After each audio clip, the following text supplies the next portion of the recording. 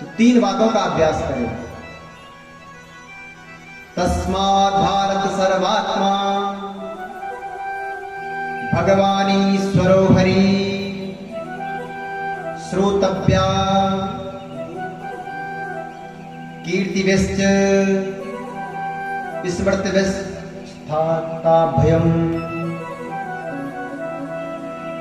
3 बातों का अनुसरण करना चाहिए। किस किस चीज का?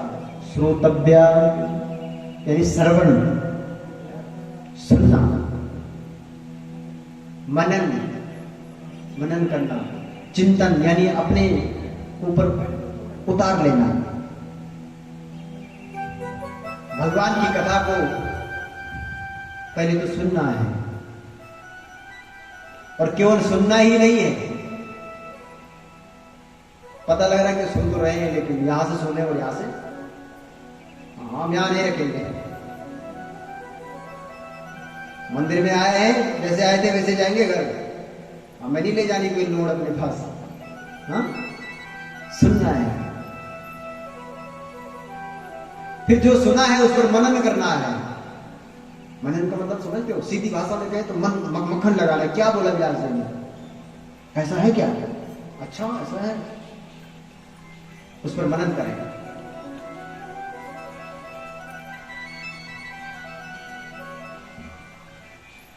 इसलिए बंधु, फिर क्या करना है? चिंतन। बोला जो सुना है, जिस पर मनन किया है, उसको अपने जीवन में उतारना है। चिंतन, चित्ताकर्षण अपने ऊपर ही उतार लेना। अगर ऐसा करते हो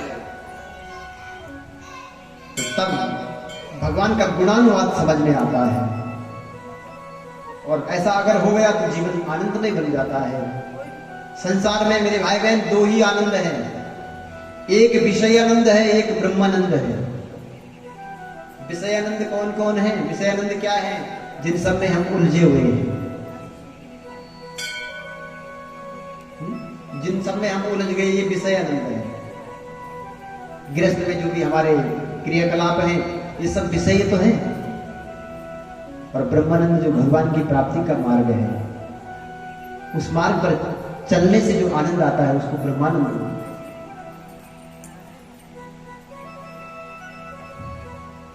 इधर बोले, जब ये 3 चीजों को समझ लिया, फिर क्या कहा? फिर बोले 4 चीजों का अभ्यास करना चाहिए। 4 चीजों का अभ्यास कैसा करना चाहिए? जितासनो जितश्वासो जित संगो जितेन्द्रिया स्थूले भगवतो रूपे मना संधारयेद्वया। परीक्षित जी, सबसे पहले जितासनो, आसन लगा करके आसन को जीत लो। जित श्वासो, फिर अपनी श्वास पर नियंत्रण रखो। जित संगो यानी कुसंग को छोड़ करके अच्छी संगति में लग जाओ। जितेंद्रिया, अपने इंद्रियों को जीत लो। बुरा ना सुनो, बुरा ना बोलो, बुरा ना देखो। हाँ? बुरा विचार भी मन में ना आए। इसको बोलते हैं इंद्रियों में जीत करना। हर समय भगवान का ही स्मरण करें। बड़ा सुंदर वर्णन यहां किया है। और जितेंद्रिय बन करके रहें, हर जगह भगवान को देखें, क्योंकि ये संसार भगवान का है। इसलिए बड़ा सुंदर सुखदेव जी ने आज राजा परीक्षित जी को समझाया है और भगवान की उपासना का मार्ग बताया है कि अगर मृत्यु का भय से छुटकारा पाना है। आगे जीव का बड़ा सुंदर वर्णन किया है। बोले इस विचित्र संसार की रचना भगवान ने कैसे करी। ये जो विचित्र संसार है इसकी रचना कैसे हुई, अब ध्यान से सुनना है।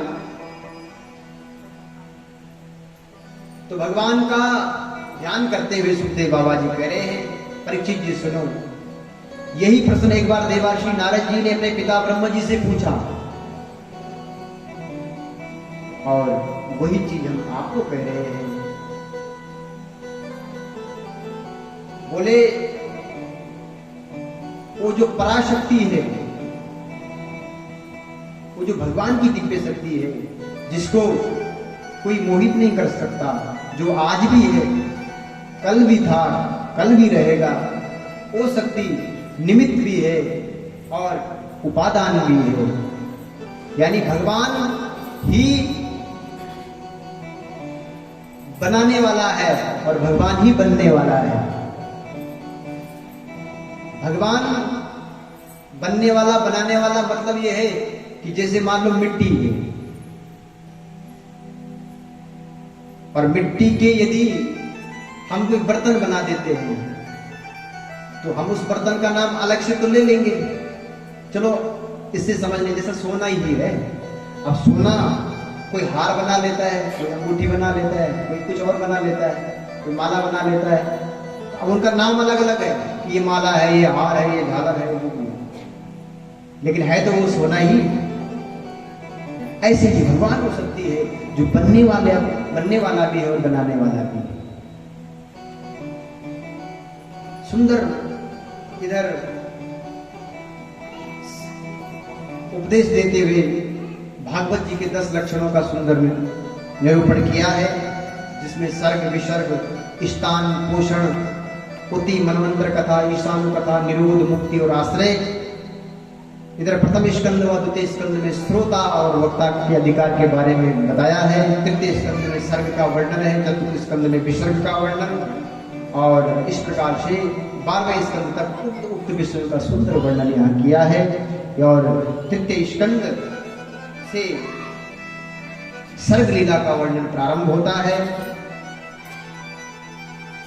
कोई कहे गोविंद, कोई गोपाला, कोई कहे गोविंद, कोई गोपाला, मैं तो कहूँ सांवरिया बांसुरी वाला, मैं तो कहूँ सांवरिया बांसुरी वाला। जय हो, मैं तो कहूँ सांवरिया बांसुरी वाला, मैं तो कहूँ सांवरिया बांसुरी वाला, तो कहूँ सांवरिया बांसुरी वाला, मैं तो कहूँ सांवरिया बांसुरी वाला।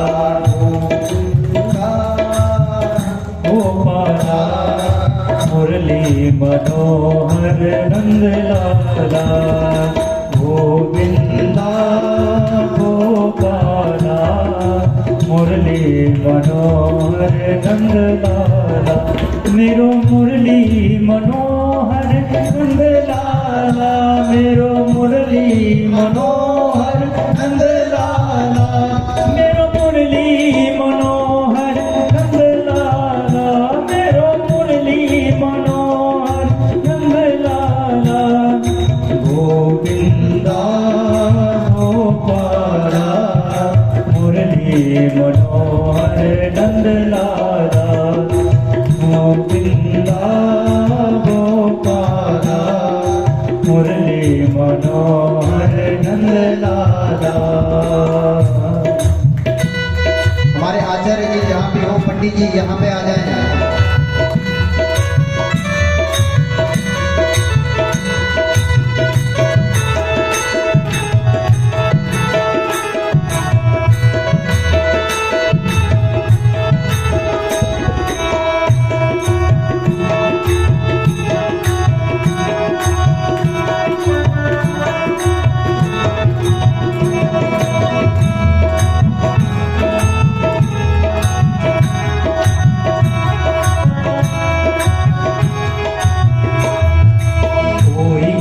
गोविंद कोई गोपाला, कोई कहे गोविंद कोई गोपाल, मैं तो कहूँ जय हो। बांसुरी वाला, मैं तो कहूँ सांवरिया बांसुरी वाला, मैं तो कहूँ सांवरिया बांसुरी वाला। राधा ने राधा ने राधा ने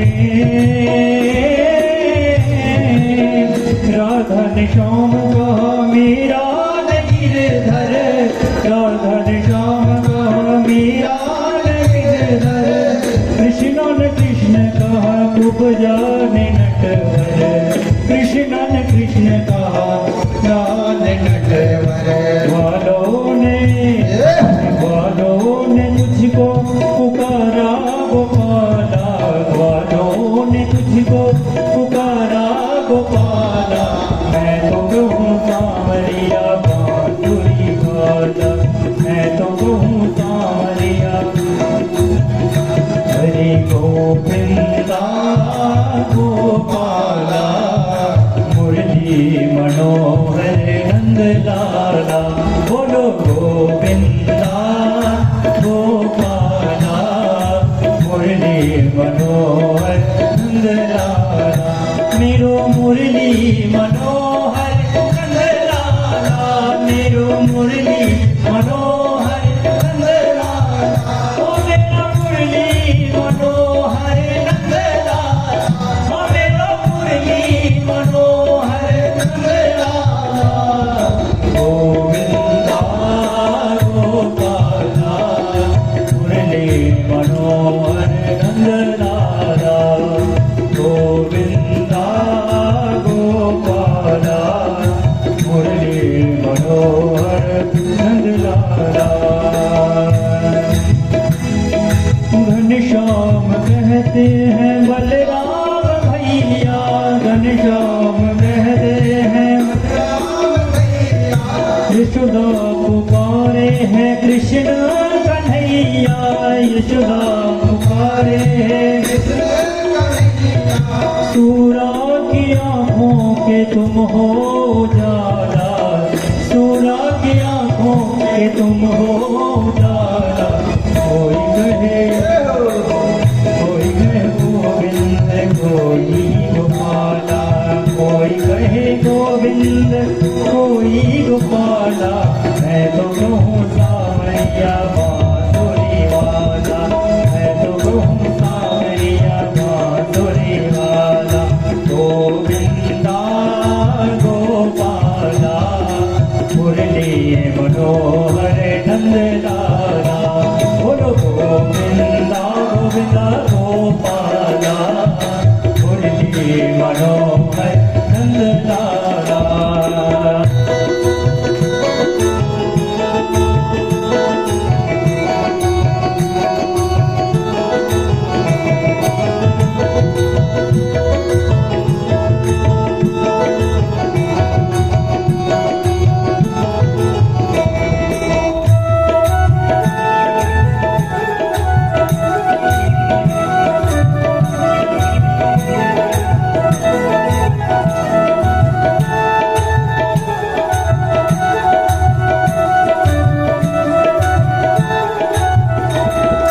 भीष्म ने बनवारी अर्जुन के मोहन, भीष्म के बनवारी अर्जुन के मोहन, छलिया तो कह के बुलाए दुर्योधन, छलिया तो कह के बुलाए दुर्योधन, छलिया तो कह कर बुलाए दुर्योधन, छलिया तो कह कर बुलाए दुर्योधन। कंस तो जल कहता है काला, कंस तो जल कर के कहता है काला,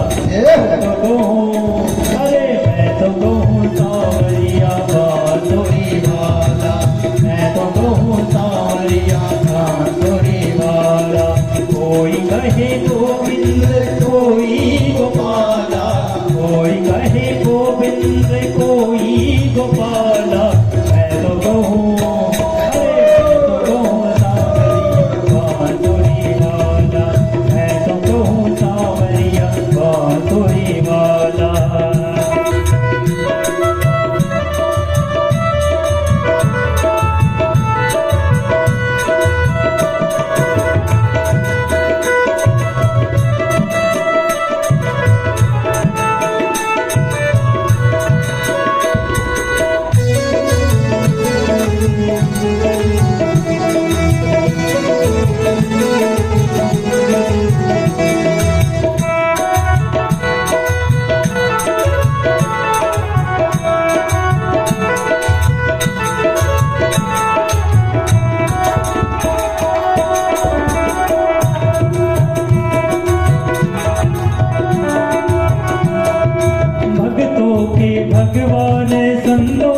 केशव भक्तों के भगवान, संतों के केशव भक्तों के भगवान, संतों के केशव भक्तों के भगवान, संतों के केशव भक्तों के भगवान, संतों के केशव भक्तों के भगवान, संतों के भोले कन्हैया तुम मेरे हो माधव, भोले कन्हैया तुम मेरे हो माधव, ग्वालिया तुमको पुकारे नंद लाला, ग्वालिया तुमको पुकारे नंद लाला, मैं तो कहूँ सावरिया बांधोरी वाला, मैं तो कहूँ सावरिया बांधोरी वाला, मैं तो कहूँ सावरिया बांधोरी वाला, मैं तो कहूँ सावरिया बांधोरी वाला,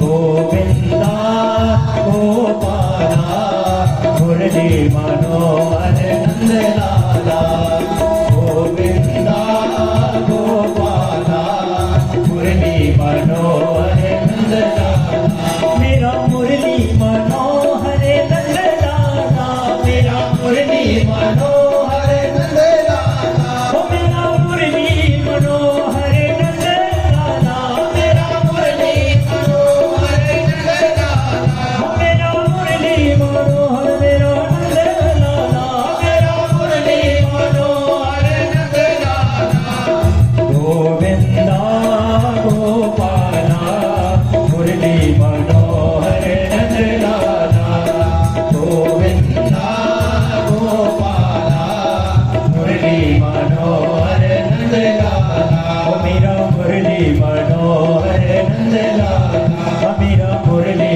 मनोहर नंद लाला, गोविंदा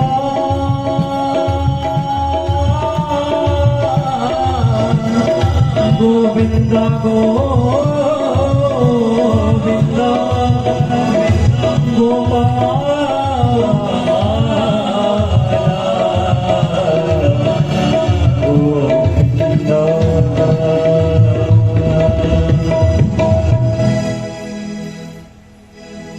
बोल श्याम सुंदर भगवान की जय। आगे सुंदर विदुर और विदुरानी जी का सुंदर प्रसंग है, जिसमें भगवान बड़ा प्रेम के भूखे हैं और प्रेम के वश मेरे भगवान दुर्योधन की मेवा त्यागियों साग विदुर घर खाई 56 भोग को छोड़ करके मेरे भगवान विदुर और विदुरानी के घर में गए हैं, जहां भगवान ने विदुर जी के घर में जब गए थे तो विदुर जी घर पे नहीं थे। विदुरानी को पता लगा कि मेरे भगवान आ गए हैं। विदुरानी ने तुरंत भगवान को जैसा तैसा आसन में बिठाया, भीतर गई, बोला कुछ भोग लगाऊं। तो विदुर जी ने फल में केला लाया होगा, बोला भोग लगाओ। फटाफट से केले को छिल करके केला स्वयं खा लिया और छिलका बाहर भगवान को दे दिया। बोलो लो प्रभु भोग लगाओ। वो मेरे भाई में मेरे भगवान ने भोग लगा लिया, आराम से लगा लिया। भगवान कहते हैं मैं दो ही स्थिति में भोग लगाता हूं, ये तो मुझे भूख लगी हो, ये तो सामने वाला जो मुझे खिला रहा है वो मेरे प्रति प्रेम रखता हो। तो बोला दुर्योधन के घर क्यों नहीं खाया? बोला दुर्योधन के घर इसलिए नहीं खाया कि मुझे भूख भी नहीं लगी थी, क्योंकि मेरे पास किसी चीज की कमी भी नहीं है, और दुर्योधन मुझसे प्यार भी नहीं करता, प्रेम भी नहीं करता, इसलिए मैंने नहीं। और विदुर और विदुरानी के घर पे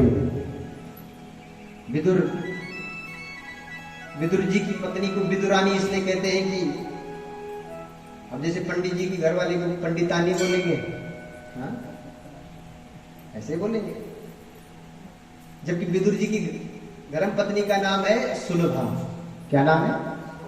सुलभा। इसलिए भगवान कहते हैं प्रेम का भूखा हूं मैं, प्रेम ही मेरा सार है,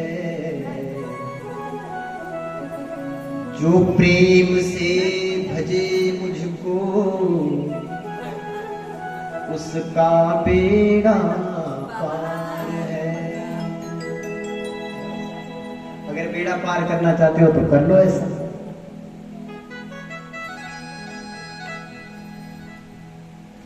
आगे कथाएं तो दिव्य दिव्य है साहब। दुर्योधन द्वारा विदुर जी का एक बार अपमान हुआ है, जिसके कारण विदुर जी तीर्थ यात्रा पर निकल गए हैं, जहां उद्धव जी से इनकी मुलाकात हुई है। उद्धव जी द्वारा सुंदर कृष्ण लीला का वर्णन किया गया है, भगवान को याद किया है। आगे विदुर जी घूमते घूमते मैत्री मुनि के पास पहुंचे हैं, जहां उनसे मुलाकात हुई है और मैत्री जी विदुर जी की वापस में वार्ता हो रही है, भगवान की चर्चा कर रही है, संसारियों की बातें कर रहे हैं। संसार में क्या कुछ चलता है? बोला संसार में कोई सुखी नहीं है, ये संसार है साहब, ये तो दुख का घर है, यहाँ सुख ढूंढना असंभव है, सुख नहीं मिल सकता यार। यहां तो किसी न किसी दुख से परेशान है कोई ना कोई। कोई तन दुखी, कोई मन दुखी, कोई धन बिन रहत उदास, थोड़ा थोड़ा सब दुखी, पर सुखी राम के दास। समझ लो, सुखी तो वही है फिर जो यहां जुड़ा है। अच्छा, सुख दुख की भी पहचान है ना। अब हम लोग सुख दुख को अलग तरीके से पहचानते हैं ना। एक बात बताऊं आपको, जीवन में उतारो इन बातों। हमारी इच्छा ही हमारी दुख का कारण है, क्या समझे? दुख आता ही क्यों है इसको? अगर हम इच्छा ही ना करें दुख आएगा ही नहीं। और आजकल बोलो समस्या ये है कि लोग अपने दुख से इतने दुखी नहीं, इतने पड़ोसी के सुख से दुखी है। पड़ोसी सुखी है, बस उसी बात का दुख है, अपना दुख तो छोड़ो, जैसा भी था ठीक था।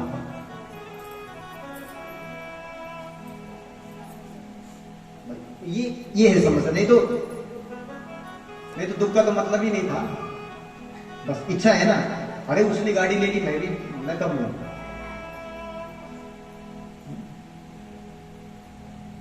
अब कल करवा चौथ का है,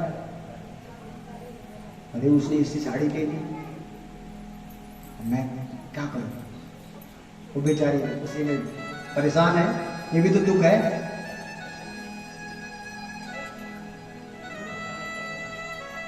तो कहने का मतलब है कि दुख हमारी इच्छा से प्रकट होता है, दुख बाहर से नहीं आता। अगर मन को शांत रखना आ गया मतलब ही नहीं बनता है। और मन शांत तभी बनेगा कि भगवान से जुड़ जाएगा।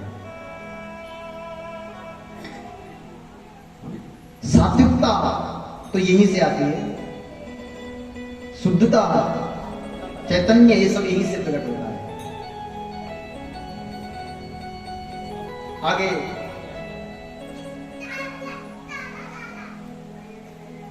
बोले धर्म पर रहना सीखे, धर्म की रक्षा करेंगे। जिसकी धर्म रक्षा, जो धर्म की रक्षा नहीं करता, धर्म भी उसकी रक्षा नहीं करता। क्या समझे? मां सीता का प्रसंग आपने सुना है।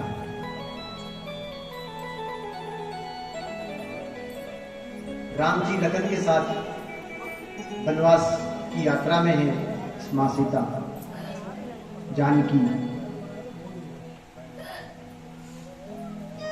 और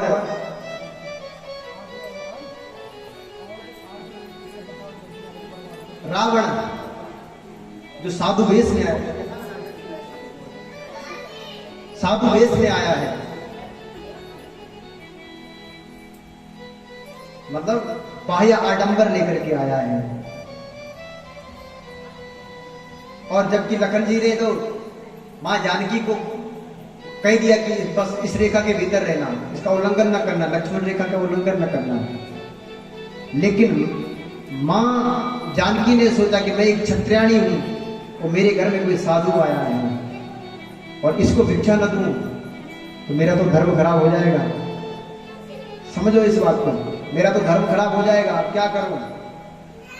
अरे लक्ष्मण रेखा चाहे लांगनी पड़े लेकिन धर्म नहीं खराब कर सकती।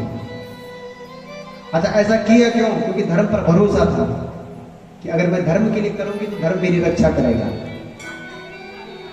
तो मां जानकी ने लक्ष्मण रेखा से बाहर आकर के संत वेश में आए हुए रावण को भिक्षा दी है। तब तो रावण उठा के ही ले गया। लेकिन रावण विद्वान भी रहा है, श्रेष्ठ ब्राह्मण भी था, धन संपदा से भी परिपूर्ण था, बलवान पहलवान सब कुछ था, जिसके सामने कोई खड़ा नहीं, कोई टिक नहीं सकता था, इतना शक्तिशाली रावण। लेकिन वो मेरे भाई बहन, पंचवटी में मेरी मां सीता ने एक तिनके के सहारे में रावण को खड़ा रखा। रावण की ये हिम्मत नहीं हुई कि मां जानकी पर हाथ लगा सके। क्यों? क्योंकि जो धर्म की रक्षा करता है उसकी रक्षा धर्म अपने आप किसी न किसी रूप में करता है। इसलिए धर्म का बड़ा सुंदर वर्णन है। आगे अब सृष्टि वर्णन का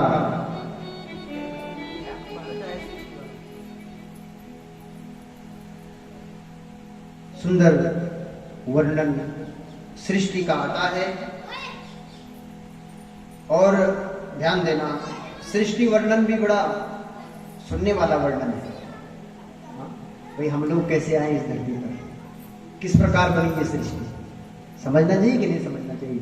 अब हम लोगों को तो ज्यादा अधिकतर ये होता है कि मेरे दादा का नाम ये था, बुद्धा का नाम, उसके बाद भगवान जाने। हाँ, लेकिन हम यहाँ तक कैसे आए? तो सृष्टि के बारे में प्रश्न किया तो विस्तार से सृष्टि का वर्णन कर रहे हैं मैत्रेय जी। बोले भगवान नारायण की नाभि कमल से ब्रह्म जी पैदा हुए और ब्रह्म जी ने सृष्टि की इच्छा प्रकट करी।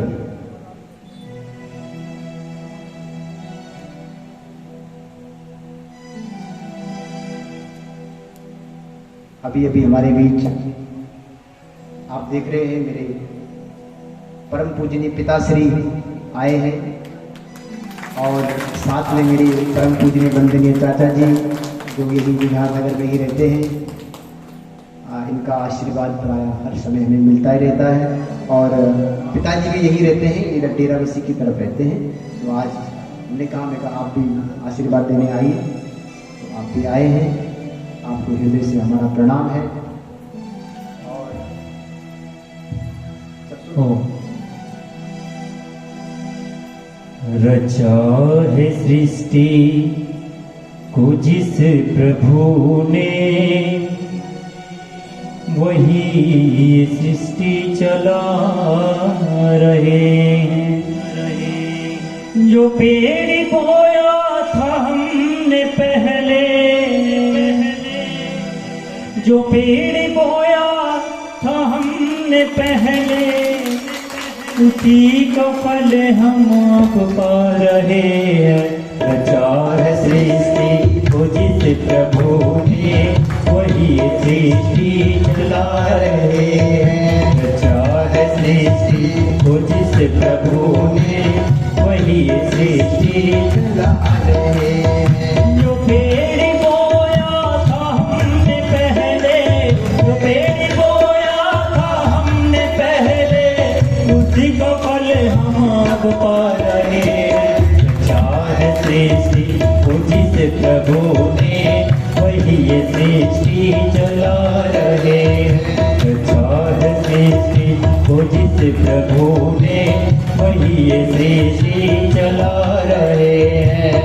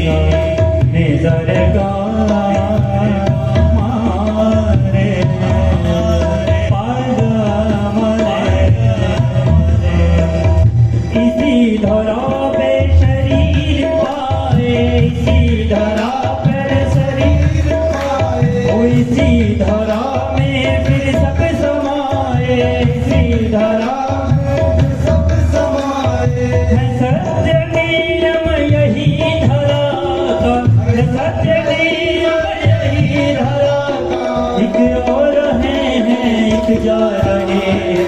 रचा है सृष्टि को जिस प्रभु ने, वही ये सृष्टि चला रहे हैं। रचा है सृष्टि को जिस प्रभु ने, वही ये सृष्टि चला रहे हैं।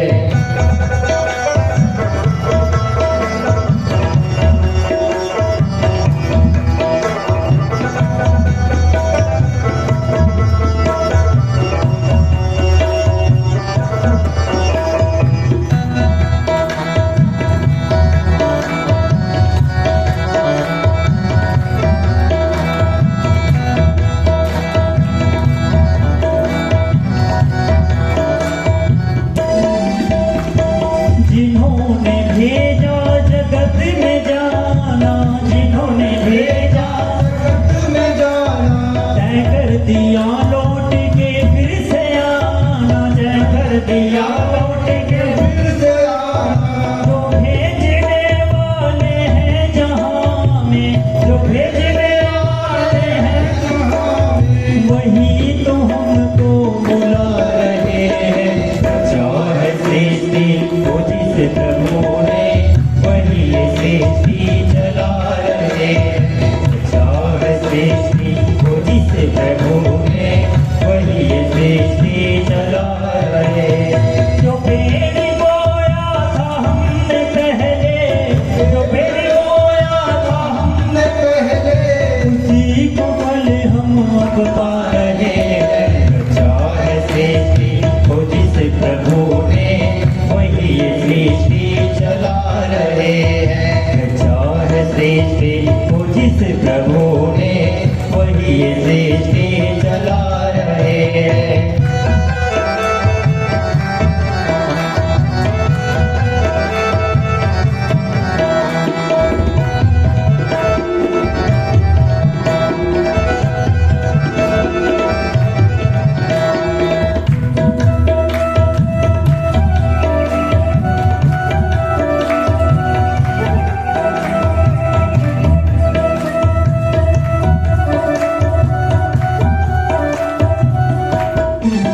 और क्या कहा है?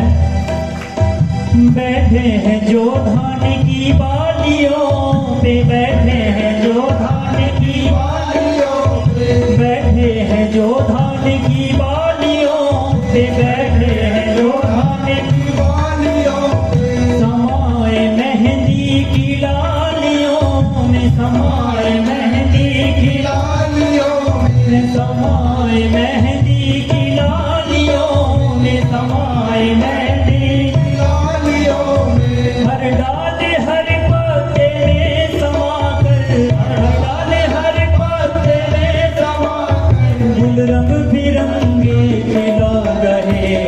रचा है सृष्टि को जिस प्रभु ने, वही ये सृष्टि चला रहे हैं। रचा है सृष्टि को जिस प्रभु ने, वही ये सृष्टि चला रहे है। रचा है सृष्टि को जिस प्रभु ने, वही ये सृष्टि चला रहे हैं। रचा है सृष्टि को जिस प्रभु ने, वही ये सृष्टि चला रहे हैं। वही ये सृष्टि चला रहे हैं। वही ये सृष्टि चला रहे हैं। वही ये सृष्टि चला रहे हैं। वही ये सृष्टि चला रहे हैं। बोल श्याम सुंदर भगवान की। तो इस प्रकार से सृष्टि कर्म है, उसको समझना है। तो बोले सबसे पहले नारायण की नाभि कमल से ब्रह्मा जी प्रकट थे। ब्रह्मा जी ने सृष्टि करने की इच्छा प्रकट करी कि अब मैं सृष्टि करूं। तो सबसे पहले ब्रह्मा जी ने भी अपने भगवान का ध्यान किया और भगवान को आत्मसात करके सबसे पहले 4 कुमारों को प्रकट किया। कौन है ये 4 कुमार? सनक, सनंदन, सनातन और सनत कुमार। इन 4 कुमारों को ब्रह्मा जी ने प्रकट किया और कहा, बोले बच्चों अब तुम सृष्टि करो। और ये ब्रह्मा जी की मानसिक सृष्टि है, समझ गए? संसार में जो सृष्टि होती है हम सबकी बाल बच्चे जो हो रहे हैं वो और उसी सृष्टि है।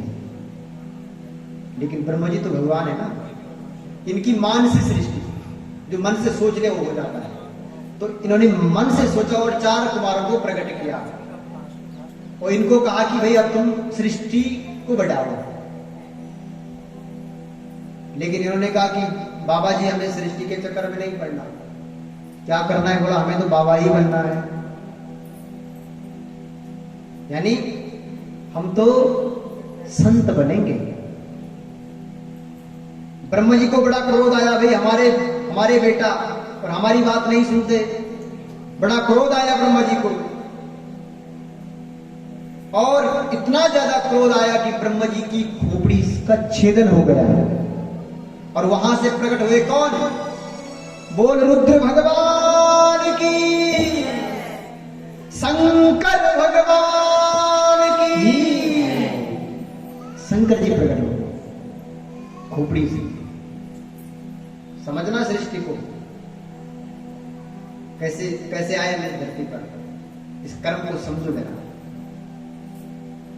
अच्छा, शंकर जी को कहा, ब्रह्मा जी ने बोले अब आप सृष्टि करो। बोला ठीक है, हम सृष्टि करेंगे। तो शंकर जी ने सृष्टि प्रारंभ करी और शंकर जी ने भूत प्रेतों की सृष्टि खड़ी कर दी। अब ये जो जैसा देवता, जो जिसका देवता वो ऐसे करेगा। ब्रह्मा जी ने देखा कि इसने तो यहाँ भूत प्रेत खड़े कर दिया, अरे बंद कर अपनी सृष्टि, ऐसी सृष्टि के चक्कर में मुझे नहीं पड़ना। तो शंकर जी से सृष्टि बंद करवाई। अब ब्रह्मा जी ने दोबारा से ध्यान लगाया और 10 कुमारों को प्रकट किया। कौन कौन है ये 10 कुमार? मरीचि, अंगिरा, पुलस्त्य, अत्रि, पुलह, क्रतु, भृगु, दक्ष, वशिष्ठ और देवार्षि नारद। अपनी वाणी से एक सुंदरी कन्या को प्रकट किया। अपनी छाया से, हमारी जो छाया होती है, छाया से महामुनि कर्दम जी को पैदा किया। ये सब ब्रह्मा जी की मानसिक सृष्टि है। और ब्रह्मा जी ने अपने वामांग से यानी शरीर के बाएं भाग से एक कन्या को उत्पन्न किया, प्रकट किया और दाएं भाग से एक पुरुष को प्रकट किया, जिनका नाम हुआ है मनु और शत्रुपा। क्या नाम हुआ है? मनु और शत्रुपा। अच्छा, हमको मनुष्य कहते क्यों हैं? यही से तो कहते हैं हम सब मनु की संतान है। किसकी संतान है? मनु की। और मनु संतान होने के नाते ही हमको मनुष्य कहा गया है। याद रखना ही छोटी छोटी बातें। कोई तुमको पूछे कि तुम क्या है? बोला हम मनुष्य। बोले कैसे? तो क्या बोलोगे? हम बोला हम मनु जी की संतान है इसलिए हम मनुष्य हैं। समझ गए? हम लोग को अपने बारे में पता नहीं है, बहुत हम बोलते हैं हम बड़े सनातनी हैं, इसलिए इन चीजों को ध्यान से सुना करो। बल्कि कथा में कहीं भी जाते हो ना, अपने साथ डायरी पेन लेके जाना चाहिए। हम तो ये कहते हैं जो चीज जहां से अच्छी लगे एकदम से नोट कर दो उसको। समझिए? और इस प्रकार से आज सृष्टि का विस्तार अब मनु और शत्रुपा ने किया है। मनु शत्रुपा की 5 संतानें हुई है। 3 बेटी है, 2 बेटा है। 3 बेटी कौन कौन सी है? आकुति, देवहूति और प्रसूति। 2 बेटा कौन कौन से हैं? उत्तानुपाद और प्रियव्रत।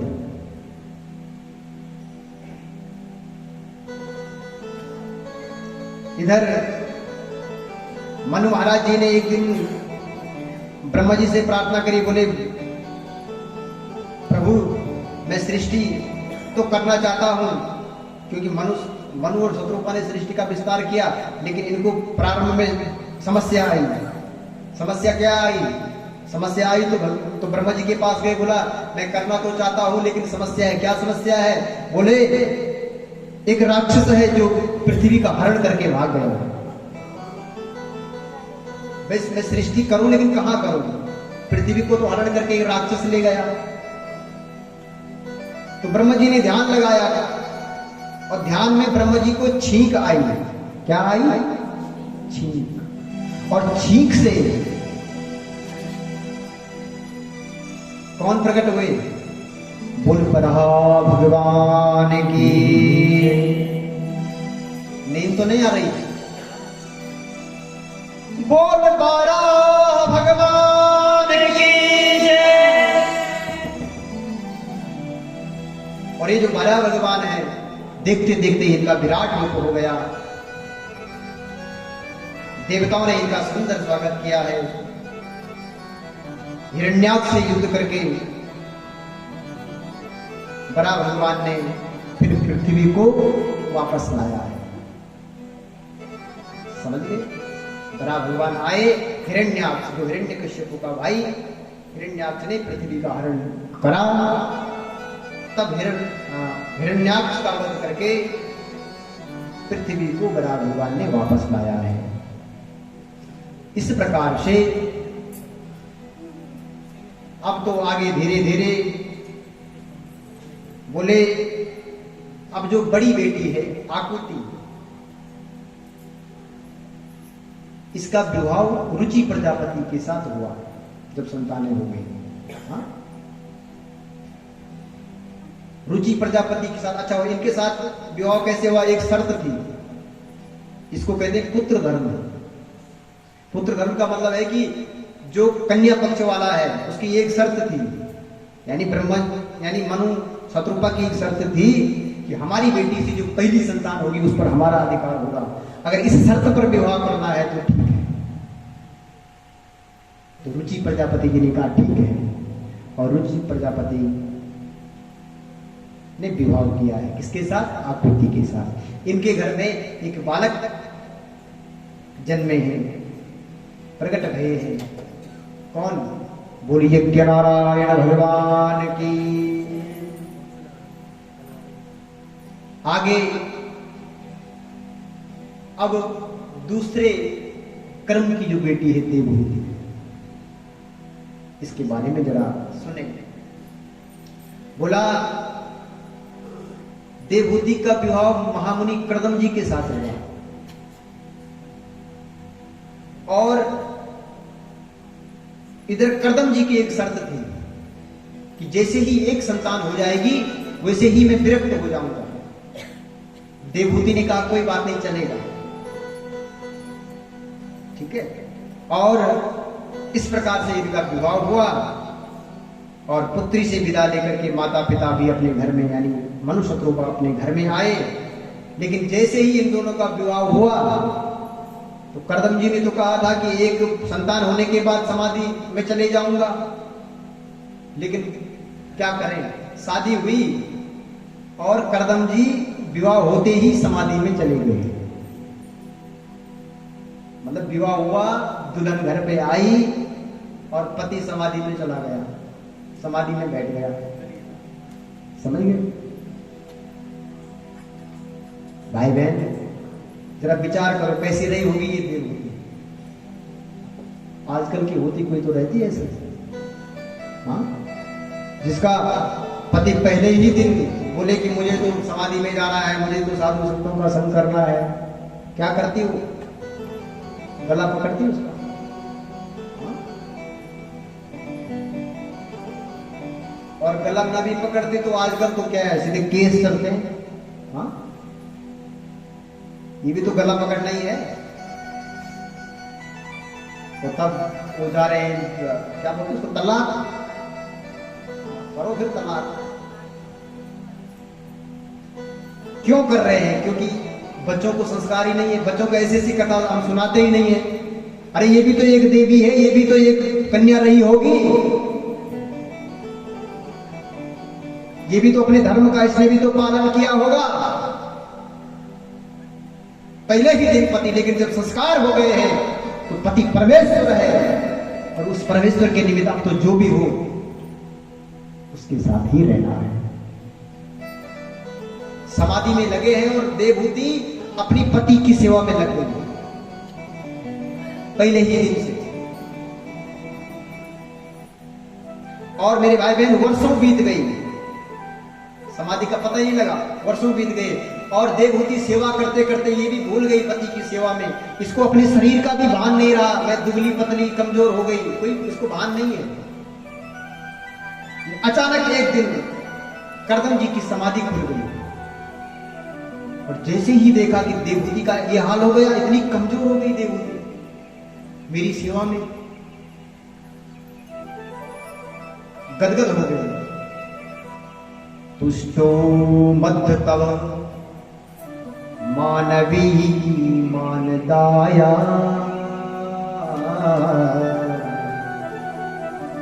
शुश्रूषया परमया परमया च भक्त्या, मानवी तुष्टोहम। मनु की पुत्री है इसलिए मानवी शब्द आया है। हे मानवी तुष्टोहम, मैं आपकी सेवा से प्रसन्न हूं। अरे तुमने तो अपने शरीर का भी आपको भान नहीं रहा, अपने शरीर तक का ध्यान नहीं रखा। इसने कहा महाराज आप मेरे पति परमेश्वर हैं और मैंने अपने पति धर्म का पालन किया है, बस अब ठीक है आप समाधि में बैठ गए, आपको आपकी समाधि खुल गई, बस मुझे तो एक संतान चाहिए बस। करदम जी ने हाथ में संकल्प के लिए जल लिया और जैसे ये संकल्प के लिए जल लिया, एक अद्भुत विमान बनकर के तैयार हुआ और वो विमान ऐसा हुआ कि जैसे मन सोचे वैसा हो जाता है, मनोरथ पूर्ण होता है। विमान पर बैठने से पूर्व ये सरोवर में स्नान के लिए गए, जहां आज हजारों कन्या प्रकट हुई, जिन्होंने आज देवहूति मां की सुंदर सेवा करी। बोला धन्य है ऐसी देवहूति मां के लिए। आज देवहूति मां सुंदर अप्सराओं की तरह चमक रही है। दोनों दंपति आज विमान पर बैठे हुए हैं। समय आया, कालांतर में इनके घर में एक नहीं 9 बेटियों ने जन्म लिया।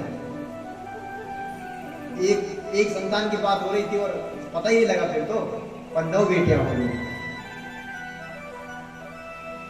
करदम जी ने कहा भाई अब तो गोरे फंस गए,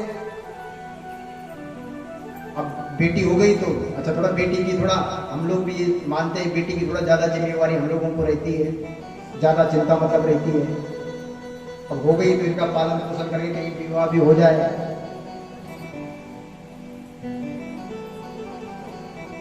लेकिन करदम जी को लगा कि चल, क्योंकि इन्हें समाधि प्रिय थी ना, इन्होंने कहा भाई देवहूति को क्या मुझे चलना चाहिए। देवहूति ने चरण पकड़ लिए, बोला क्या बात करते हो, अरे ऐसी मान्यता है कि भले बेटा बेटी में कोई भेद नहीं है, लेकिन बेटी का विवाह होकर के बेटी दूसरे घर में चली जाती है, अरे एक बेटा हो जाता तो अच्छा ही था, जो हमारी बुढ़ापे में सेवा कर ले।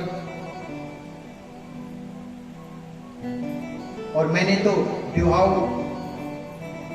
के समय ऐसा ही सोचा था कि ऐसा होगा। तब तो करदम जी को ध्यान आया, अरे हाँ, अरे देवी, अरे तुझे तो भगवान ने आशीर्वाद दिया है कि तेरे घर पर भगवान स्वयं पुत्र बन करके आएगा, वचन दिया है। और यदि मेरे घर में भगवान आएंगे तो मुझे जंगल जाने की क्या क्या आवश्यकता है। करदम जी आज रुक गए हैं। अब की बार तो देवहूति मां गर्भवती हुई, इनके घर में साक्षात मेरे भगवान पधारे। कालांतर में समय आया और करदम जी के घर पे पुत्र के रूप में कपिल भगवान का प्राकट्य हो गया। बोल कपिल भगवान की।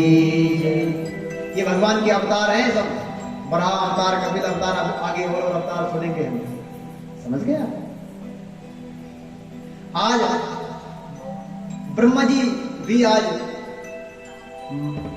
मनु शत्रुपा के इन देवहूति जो बेटी है इसके घर पर आज दौड़ रहे हैं। देवता लोग भी आज महामुनि करदम जी के घर में आ रहे हैं, किसको देखने, कपिल भगवान को देखने। और यहाँ ब्रह्मा जी आए हैं और अपने साथ ब्रह्मा जी ने 9 बेटे भी लाए हैं, क्योंकि जबकि 10 करे थे ना वो पैदा, और 10 में से 9 लाए हैं। इनमें से नारद जी को छोड़ दिया और औरों को साथ में लेके गए। कहां? जहां कपिल भगवान का जन्म हुआ है। देवहूति मां के घर में। बड़ा सुंदर सत्कार कर्दम मुनि ने ब्रह्मा जी का किया है, हालचाल पूछे हैं। तो कर्दम जी ने कहा आपका आशीर्वाद है, 9 बेटियां हैं, अब तो ये जवान हो गई है, बस अब एक ही चिंता है कि इनका विवाह हो जाता। तो ब्रह्मा जी ने कहा चिंता क्यों करते हो, मेरे साथ 9 बेटा आए हैं, आपकी 9 बेटी ये बात बन गई। तो बोला ये तो और अच्छी बात है। और ब्रह्मा जी के इन 9 बेटों के साथ आज कर्दम जी के इन 9 बेटियों का विवाह हो गया। अब तो कर्दम जी को लगा कि बस मेरा दायित्व तो पूरा हो गया, अब तो मुझे जाना ही चाहिए। तो आज देवहूति मां ने रोका नहीं है, कर्दम जी समाधि के लिए चले हैं। घर में देवहूति मां और बेटा कपिल जो कि अब बड़ा हो गया है। एक दिन की बात है, देवहूति मां ने एक आसन बिछाया और आसन पर अपने बेटे को बिठाया और कहा निर्वीणा नितराम भूमन सदिन्द्रिया तर्षणात् एन संभाव्यमानेन प्रपन्नांधम तम प्रभु। क्या कहा, बिठा करके कहा हे प्रभु, जानती है ना ये भगवान है, हे प्रभु मैंने अपने जीवन में जितना सुख भोगा है ना, शायद ही किसी ने भोगा होगा। कौन करी, देवहूति मां करी। लेकिन मेरी आत्मा फिर भी तृप्त नहीं है, मैं अपने आप को अतृप्त समझती हूं। और मैंने सुना है बेटा कि तू साक्षात भगवान है, और बेटा यदि तू भगवान है तो मेरी अज्ञान, मेरे भीतर जो ये अज्ञान का वृक्ष है इसको उखाड़ के फेंक दे, क्योंकि अब मुझे जीवन में कुछ पाना नहीं रह गया। तम त्वागताहं शरणं शरण्यं स्ववृत्य संसार तरो कुठारम् जिंगासयाहं प्रकृते पुरुषस्य नमामि सधर्म पिता वरिष्ठम। आज कबीर भगवान ने अपनी मां को बड़ा सुंदर उपदेश दिया है, अद्भुत उपदेश दिया है, जिसको हमारे यहाँ सांख्य योग में ये 8 अध्यायों में कपिल अष्टाध्यायी कहते हैं। कपिल भगवान ये समझा रहे हैं, मां संसार में जुड़ने से कुछ नहीं मिलेगा। अगर जुड़ना चाहते हो तो परिपूर्ण जो पूर्ण ब्रह्म है उससे जुड़े। बोला अगर संसार से जुड़ेंगे यहां तो अतृप्ति ही रहेगी, यहां कभी मन भरेगा नहीं। अगर मन भरना चाहते हैं तो जो पूर्ण है, भाई जिसके पास स्वयं के पास खाने के लिए नहीं, उसके पास जाएंगे मुझे कुछ दे तो देगा, सोचो। लेकिन जिसके पास सब कुछ है उसके पास जाओ ना, तो ये मेरा भगवान पूर्ण है। पूर्णमदः पूर्णमिदं पूर्णात् पूर्णमुदच्यते पूर्णस्य पूर्णमादाय पूर्णमेवावशिष्यते। पूर्णमदः पूर्णमिदं पूर्णात् पूर्णमुदच्यते पूर्णस्य पूर्णमादाय पूर्णमेवावशिष्यते। बोले मां जगत से अपना मन हटा करके जगदीश्वर से लगा लो। अच्छा बेटा ठीक है, लेकिन इस मन को मोड़ा कैसे जाए? अब समझा रहे हैं तो मोड़ लो, लेकिन मोड़ा कैसे? इसके लिए क्या करना? बोला इसके लिए संतों का संग करना, क्योंकि संत भगवंत से जुड़े रहते हैं। अच्छा ठीक है, संतों का संग करेंगे, लेकिन संत मिलेंगे, संत की पहचान क्या है? अब संत की भी तो पहचान है। हम लोग तो सफेद कपड़े में पहना हुआ या भगोया वस्त्र में पहना उन्हीं को संत मान लेते। नहीं नहीं, संत की पहचान है। सफेद वस्त्र में रहना संत नहीं है। पहचान भी तो होनी चाहिए। तो क्या पहचान है? भागवत जी ने कहा है, तितिक्षवा कारुणिका सुहृदा सर्वदेहिनां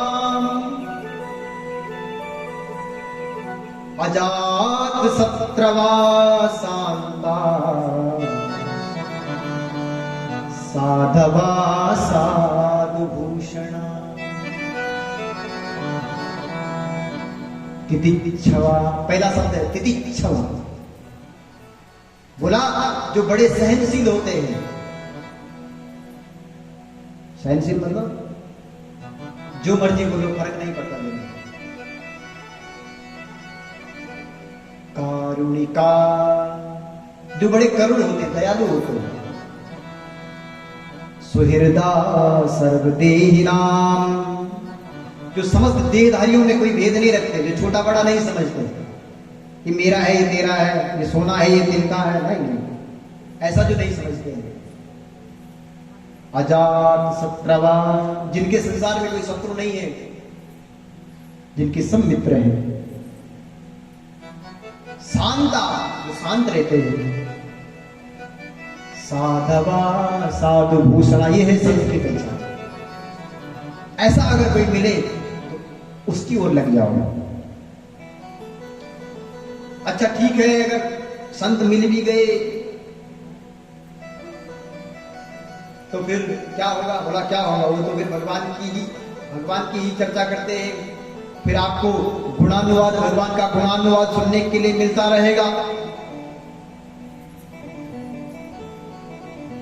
सुंदर भक्ति के मार्ग बताए हैं और भक्तों के भेद भी बताए हैं कि कितने प्रकार के भक्त होते हैं। और कहा मां, ये संसार है, यहां जीवन मतलब जन्म लेना मरना ये तो चलता ही रहेगा। पुनरपि जन्म पुनरपि मरणम, ये तो चलता रहेगा। कपिल भगवान ने आज अपनी मां को उपदेश दिया। मां बड़ी प्रसन्न हो गई। बोले बेटा ठीक है, मैंने आपका सारा उपदेश सुना और आपके उपदेश का मैंने एक सार निकाला है। क्या? बोला मैंने एक सार निकाला है कि यदि कोई चांडाल भी है और अगर उसकी जीवा से भगवान का नाम निकल रहा है तो मेरे लिए वही पूजनीय है, मेरे लिए वही पूजनीय हो जाएगा। ऐसा कहकर के आज देवभूति मां ने ध्यान मगन बैठ गई है और माता को कपिल भगवान ने भी प्रणाम किया। कपिल भगवान भी चल पड़े। देवभूति मां का ये शरीर प्रेम में पिघल करके जल में परिणित हो गया और कपिल भगवान भी सागर में जाकर के विराजमान हो गए। सागर ने बड़ा सुंदर स्वागत आज कपिल भगवान का किया है और वहीं पर आसन लगा करके, जिसे आज हम गंगा सागर भी कहते हैं। बोल गंगा मैया की, गंगा मैया की। और यही पर तृतीय स्कंद को विराम दिया जाता है और चतुर्थ स्कंद में हम चर्चा करें।